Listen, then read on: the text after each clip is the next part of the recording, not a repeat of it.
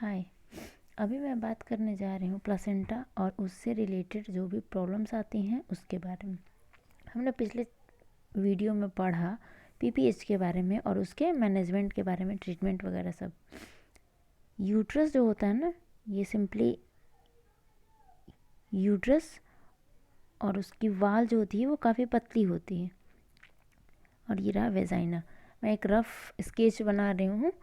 Uterus की वाल काफ़ी पतली होती है और इससे ये अटैच्ड रहता है प्लासेंटा। और ये रहा अम्बिलिकल कॉर्ड।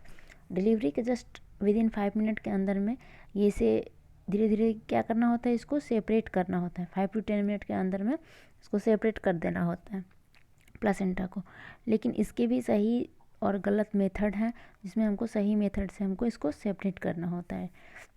ज़्यादा जल्दबाजी करने पे यूट्रस का क्या हो जाता है, इन्वर्जन हो जाता है। यूट्रस का इन्वर्जन कैसे होता है, जैसे सडन किसी ने बहुत जल्दी में क्या किया कि पुल कर दिया, इस अम्बिलिकल कॉर्ड को बहुत जल्दी में पुल कर दिया, तो क्या होगा कि यूट्रस उस टाइम में रिलैक्स रहता है काफ़ी, तो यूट्रस का वाल ऐसे लटक जाएगा, ऐसे प्लासेंटा को लिए हुए लटक जाएगा यूट्रस का वाल। फिर क्या होगा, फाइनली कभी कभी ऐसा देखने को मिलता है कि यूट्रस पूरी तरह से बाहर आ गया है और साथ में यहाँ पे प्लासेंटा को लिए हुए चिपकाए हुए बाहर आ गया। ठीक है, तो ये तो हो गया इन्वर्जन। अब इन्वर्जन की वजह से, अब सपोज़ कोई भी इन्वर्जन हो, बहुत बड़ा, इतना बड़ा अगर इन्वर्जन हो रहा है, कोई भी किसी की भी बॉडी की मांसपेशी अगर उल्टी हो जाए तो कितना पेन होगा। तो इसकी वजह से क्या होता है, सीवियर शॉक हो जाता है पेशेंट को। आज हम उसी के बारे में बात कर रहे हैं, इन्वर्जन ऑफ यूट्रस। यूट्रस के इन्वर्जन से क्या क्या होता है। यूट्रस के इन्वर्जन को सडन हो जाता है ना, ये तो इसको बोलते हैं एक्यूट इन्वर्जन ऑफ यूट्रस। इससे क्या होता है पहला तो न्यूरोजेनिक शॉक। न्यूरोजेनिक शॉक क्यों होगा, क्योंकि यहाँ पे इतना सीवियर पेन होता है कि पेशेंट शॉक में चला जाता है। एंड सेकेंड है हेमोरेजिक शॉक। हेमोरेजिक शॉक होगा क्योंकि बहुत सीवियर ब्लीडिंग भी होती है। ओके, मोर्टेलिटी, डेथ का इसमें सबसे ज़्यादा कारण होता है इन्वर्जन में हेमोरेजिक शॉक, क्योंकि इस इतनी ज़्यादा ब्लीडिंग होती है ना कि पेशेंट डेथ कर जाता है, पेशेंट की मृत्यु हो जाती है। इन्वर्जन का बहुत सारा कॉज है। आते हैं, हम देखते हैं क्या क्या कारण हो सकता है कि यूट्रस के इन्वर्जन के। यूट्रस के इन्वर्जन का सबसे पहला कारण है फंडल इम्प्लांटेशन। मीन्स अगर प्लासेंटा यूट्रस के फंडस पे है, आई मीन अगर यहाँ पे, ये रहा यूट्रस का हमारा फंडस, अगर यहाँ पे प्लासेंटा चिपका हुआ है तो ज़्यादा चांसेस होते हैं यूट्रस के इन्वर्जन के। यहाँ पे आप देख सकते हैं इस फिगर में।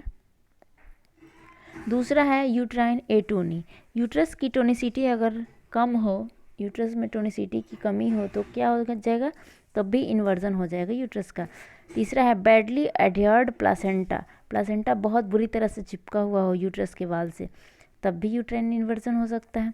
जैसे ये किस केस में होता है, प्लासेंटा एक्रीटा और इनक्रीटा केस में, मैं ये आगे चैप्टर में पढ़ाऊँगी।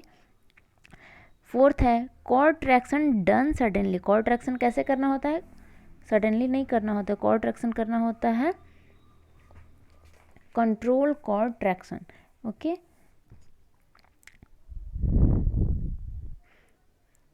अब आते हैं इनिशियल मैनेजमेंट। कोई भी प्रॉब्लम हो, किसी को भी सीवियर प्रॉब्लम है, बहुत ज़्यादा हीमरेज हो गया हो बहुत ज़्यादा किसी को, तो उस टाइम में सबसे पहले क्या करते हैं हम, सबसे पहले हमें देखना होता है 3 चीज़, ए बी और C. A B C means airway, breathing और सर्कुलेशन। ये तीनों चीज़ सबसे पहले मेंटेन होना चाहिए कोई भी इमरजेंसी हो उसमें। अब देखते हैं इसमें सबसे पहले पेशेंट को क्या देते हैं, आईवी फ्लूइड देते हैं और ब्लड देते हैं। ठीक, यूट्रस का जो इन्वर्जन होता है वो 2 तरह से हो सकता है, या तो पार्शियल होगा या फिर कंप्लीट होगा। अब कंप्लीट इन्वर्जन जब होगा या पार्शियल इन्वर्जन, तो क्या करेंगे हम, दोनों कंडीशन में हमें क्या करना होगा, रिपोजिट करना होगा एज सुन एज पॉसिबल। जितनी जल्दी हो सके उतनी जल्दी यूट्रस को उसके सही पोजीशन में ले जाना होगा। इसका 2 प्रोसेस हो सकता है, एक तो मैनुअल, हाथ से हम कर सकते हैं, या फिर सिंपली मुट्ठी बना के उससे को यूट्रस को उसके पोजीशन पे ले जा सकते हैं। लेकिन ये काम जब भी करेंगे हम तो आईवी सीडेशन में। ठीक है, दूसरा क्या कर सकते हैं हम, hydrostatic reposition. I mean vagina के थ्रू नॉर्मल सलाइन को हम इंजेक्ट करेंगे। इसको कहते हैं ओ सुलिवान मेथड। इसमें क्या होता है कि फ्लूइड वेजाइना में फिल करेंगे, fluid filled up into the vagina, it must be done under general sedation. ये भी काम हम कब करेंगे? जनरल सीडेशन मतलब एनेस्थीसिया दे के ही करेंगे पेशेंट को। रिपोजिशन के टाइम में ध्यान रखने वाले सबसे पहली बात, एक तो एनेस्थीसिया देते ही देते हैं ताकि पेशेंट तो ऑलरेडी पेन में है उसको और थोड़ा कम पेन हो। दूसरा क्या देते हैं? इंजेक्शन टर्बोटालिन। टर्बोटालिन इंजेक्शन देने का क्या पर्पस है? टर्बोटालिन इंजेक्शन इसलिए देते हैं ताकि पेशेंट का यूट्रस जो रहे ना वो रिलैक्स्ड रहे, रिजिड नहीं हो जाए, बाहर निकल के रिजिड नहीं हो, रिलैक्स्ड रहे, इसलिए हम टर्बोटालिन देते हैं। टर्बोटालिन देंगे, एनेस्थीसिया देंगे और फिर क्या करेंगे? यूट्रस को रिपोजिट करेंगे, उसके पोजीशन में ले जाएंगे। मैनुअल करें या फिर हाइड्रोस्टैटिक करें ओ सुलिवान मेथड से। वंस रिपोजिशन डन, जैसे ही यूट्रस का रिपोजिशन हो जाए तुरंत क्या दे देंगे हम? ऑक्सीटोसिन देंगे या फिर मिथाइल आर्गोमेट्रिन, जो भी हमारे पास अवेलेबल हो या फिर जो भी हम दे सकते हैं वो हम दे देंगे, ऑक्सीटोसिन या मिथाइल आर्गोमेट्रिन। इसका देने का क्या कारण है? इसलिए देते हैं क्योंकि अभी तो यूट्रस का इन्वर्जन हुआ था, फिर सडन हमने अभी उसको रिपोजिट कर दिया। रिपोजिट करने के बाद फिर से यूट्रस नहीं बाहर आ जाए और तुरंत से यूट्रस का क्या हो जाए? कंट्रैक्शन हो जाए, इसलिए हम ये दे देते हैं। अब आते हैं सर्जिकल मेथड पे।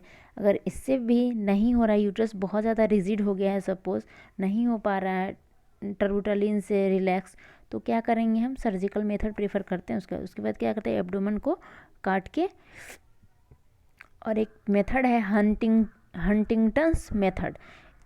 इसके थ्रू क्या करते हैं? दो जो क्लैंप लेते हैं और क्लैंप से पकड़ के यूट्रस को खींच के उसके पोजीशन में फिक्स कर देते हैं। दूसरा है हॉल्सन मेथड।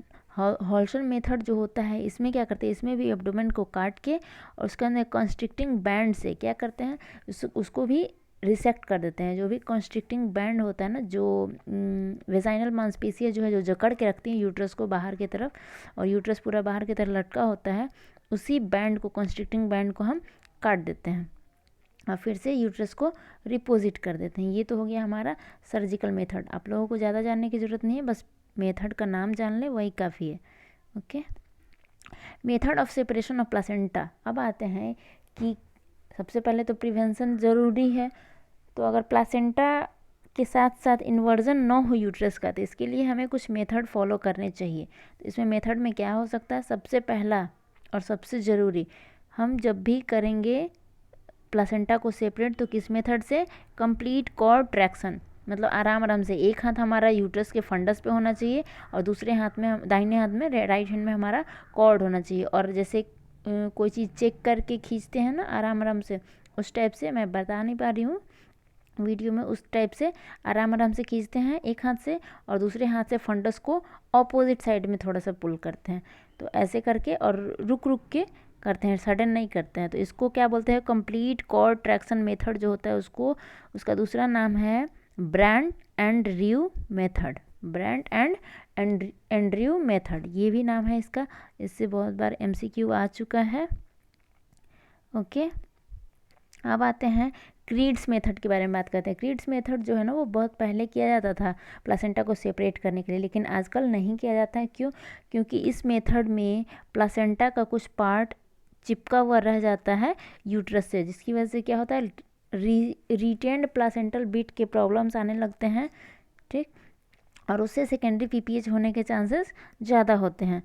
अब आता है साइन ऑफ सेपरेशन। हमें कैसे पता चलेगा कि हमारा जो पेशेंट का जो प्लासेंटा है वो सही से सेपरेट हो गया है? सबसे पहला, lengthening of the cord. Cord जो है, जैसे जैसे प्लासेंटा सेपरेट होने लगेगा कॉर्ड की लेंथ क्या होगी? बढ़ने लगेगी। और जब कॉर्ड की लेंथ पूरी बड़ी हो जाए तो इसका मतलब समझ लेना है कि प्लासेंटा सेपरेट हो गया। दूसरा, ब्लीडिंग जो होगा, जब कॉर्ड निकल आएगा और प्लासेंटा निकलेगा तो उस टाइम में ब्लीडिंग जो होती है वो फ्रेश ब्लीडिंग होती है, एकदम फ्रेश ब्लड रहता है। और दूसरा क्या होता है ना कि जैसे जैसे प्लासेंटा बाहर निकलता है, प्लासेंटा जहाँ पे चिपका होता है ना यूट्रस के जिस वाल से, वो क्या होने लगता है? वो वाल प्लेसेंटा के निकलने के बाद वो वाल रिजिड होने लगता है, टाइट होने लगता है, अकड़ने लगता है, एक दूसरे के ऊपर उसकी मांसपेशियाँ चढ़ जाती हैं और अकड़ लेती हैं। तो उससे क्या होता है, हमें सुप्रा प्यूबिक बल्ज का फीलिंग आता है। दूसरे हाथ से अगर हम देखें एब्डोमेन पे रख के, लोअर पेल्विक एब्डोमेन पे, तो सुप्रा प्यूबिक बल्ज पता चलेगा। और यही मोस्ट स्पेसिफिक साइन है। ये भी MCQ रह चुका है पहले का। ओके, अगर मेरी वीडियो पसंद आई हो तो लाइक करें, सब्सक्राइब करें और चैनल को मेरे शेयर भी करें। Okay, bye.